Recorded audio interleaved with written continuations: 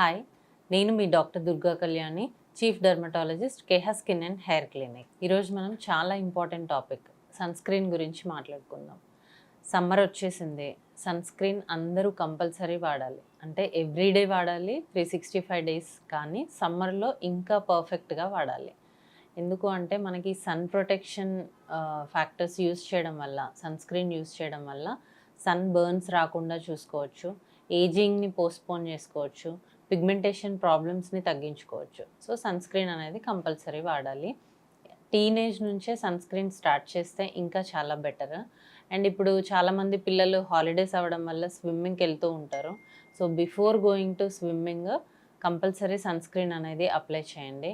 So ఈ సన్ స్క్రీన్లో చాలా డిఫరెంట్ వెరైటీస్ ఉంటాయి. సో ఆయిలీ స్కిన్ వాళ్ళైతే ఒక రకమైన సన్ స్క్రీన్, డ్రై స్కిన్ అయితే ఒక రకమైన సన్ స్క్రీన్, కిడ్స్లో ఒకలాంటి సన్ స్క్రీన్, అండ్ స్విమ్మింగ్కి వెళ్ళేటప్పుడు వాటర్ రెసిస్టెంట్ సన్ స్క్రీన్, ఇలా చాలా వెరైటీస్ ఆఫ్ సన్ స్క్రీన్ ఉంటుంది.